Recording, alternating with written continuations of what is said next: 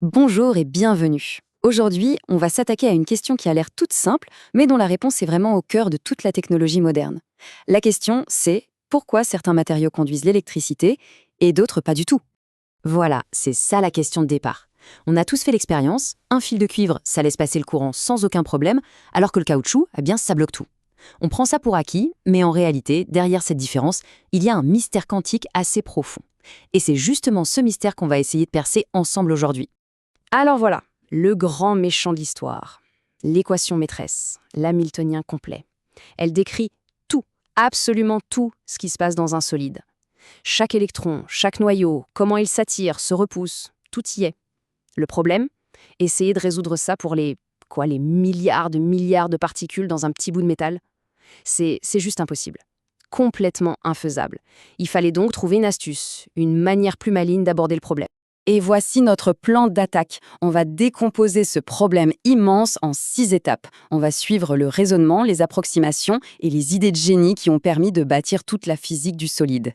Donc, on l'a vu, l'approche frontale, c'est une impasse. Les physiciens ont dû être très très malins. Ils ont mis au point une série de simplifications brillantes pour pouvoir avancer sans pour autant trahir la physique sous-jacente. Allez, on commence par la toute première. Notre première simplification, elle s'attaque à une différence assez fondamentale. Une différence de masse, en fait. Celle qu'il y a entre les noyaux des atomes et les tout petits électrons qui tournent autour. Ok, alors comment ça marche concrètement? Imaginez un peu la scène. On a des statues de bronze, immenses, très lourdes. Et autour, un essaim de mouches qui vrombissent dans tous les sens. Les mouches, ce sont nos électrons. Les statues, ce sont les noyaux atomiques. Eh bien, les électrons sont tellement plus légers et rapides que les noyaux que, pour eux, les statues ne bougent pas d'un poil, elles sont fixes. Voilà, c'est ça l'idée de l'approximation de Born-Oppenheimer. On gèle les noyaux et on se concentre sur la danse folle des électrons autour. Et l'effet de cette première astuce est énorme. D'un seul coup, une énorme partie de la complexité de notre équation de départ s'évapore. Le problème devient tout de suite beaucoup plus gérable. Et voilà le résultat. Cette nouvelle équation, bon, elle est encore compliquée, mais elle est bien plus simple qu'avant. Maintenant, on ne s'intéresse plus qu'aux électrons qui se baladent dans un décor fixe, celui des noyaux, c'est déjà un pas de géant. Mais attention, il reste un gros problème. Même si les noyaux ne bougent plus, il nous reste cette foule d'électrons, ce véritable essaim chaotique où tout le monde interagit avec tout le monde. C'est notre prochain défi. Et là, nouvelle astuce. Plutôt que d'essayer de calculer l'effet de chaque électron sur tous les autres, un vrai cauchemar, on va faire une moyenne. C'est comme si on disait que chaque électron ne ressent pas individuellement ses voisins, mais plutôt un espèce de brouillard électrique collectif créé par l'ensemble des autres électrons. Et ça, c'est le point clé. Cette simplification change complètement la donne. On passe d'un problème ultra connecté, où tout dépend de tout, à une série de problèmes beaucoup plus simples et indépendants, un pour chaque électron.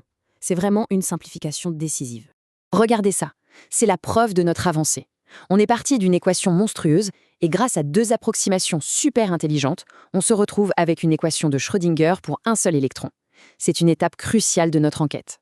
Bien, maintenant on va passer à quelque chose qui n'est pas une approximation. Non, c'est une propriété bien réelle, une caractéristique fondamentale des cristaux. Et c'est la clé qui va nous permettre de tout comprendre. Regardez bien cette structure. Dans un solide cristallin, comme un métal ou un diamant, les atomes ne sont pas disposés n'importe comment, pas du tout. Ils forment un réseau incroyablement ordonné, un motif qui se répète à l'identique encore et encore. C'est ce rythme, cette périodicité qui est le secret qu'on va maintenant utiliser. C'est là que le fameux théorème de Bloch entre en scène. Qu'est-ce qu'il nous dit en gros? Il nous dit que le cristal impose ses propres règles du jeu à l'électron. L'électron ne peut pas avoir n'importe quel comportement. Sa nature ondulatoire doit être synchronisée, en quelque sorte, avec le rythme du réseau atomique. On y est. C'est le moment clé, le point culminant de notre raisonnement. C'est ici que toutes les pièces du puzzle, nos simplifications et nos découvertes, vont s'assembler pour nous révéler quelque chose de totalement inattendu sur la vie des électrons dans un solide. Pour bien comprendre, partons d'un cas simple. Un électron, tout seul, perdu dans le vide. Son énergie peut prendre absolument n'importe quelle valeur. Si on représente son énergie en fonction de sa vitesse, ça nous donne cette jolie courbe toute lisse, une parabole. Ça, c'est notre point de comparaison. Et maintenant, le moment Eureka! Regardez ce qui se passe quand on met notre électron à l'intérieur du cristal.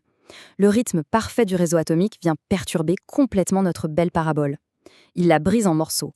Il ouvre des zones interdites, des gaps, des sortes de vides énergétiques où l'électron n'a tout simplement pas le droit d'exister. Du coup, son énergie n'est plus continue. Elle est forcée de se loger dans des bandes autorisées.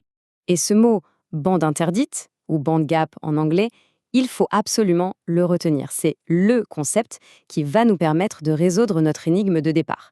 C'est l'existence et surtout la taille de cette zone d'énergie interdite qui va dicter si un matériau est un conducteur, un isolant ou autre chose.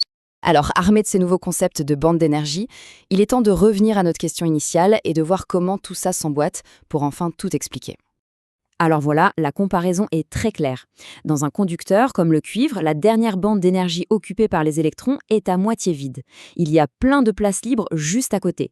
Du coup, les électrons peuvent bouger très facilement et créer un courant. Pour un isolant, c'est l'inverse. Sa dernière bande occupée est complètement pleine, saturée. Pour qu'un électron puisse bouger, il faudrait qu'il fasse un saut énergétique gigantesque pour traverser la bande interdite et atteindre la bande vide suivante. Ce saut est bien trop grand, alors les électrons restent coincés. En fin de compte, tout se résume à la taille de cette fameuse bande interdite. Pour les métaux, elle est pour ainsi dire inexistante. Pour les isolants, elle est immense. Et puis il y a une troisième catégorie, les semi-conducteurs, qui sont la base de toute l'électronique. Eux, ils ont une bande interdite juste comme il faut, assez petite pour qu'on puisse, avec un peu d'énergie, faire sauter les électrons et conduire un peu de courant. C'est ce qui nous permet de les contrôler, de les transformer en interrupteurs microscopiques. C'est assez fou quand on y pense, non ? Une simple conséquence de la symétrie d'un cristal, une petite zone d'énergie interdite, et c'est toute l'ère du numérique qui a pu voir le jour. Ça pousse forcément à se demander quelles autres règles fondamentales du monde quantique, peut-être encore cachées dans les équations, n'attendent que d'être comprises pour, à leur tour, révolutionner le monde de demain.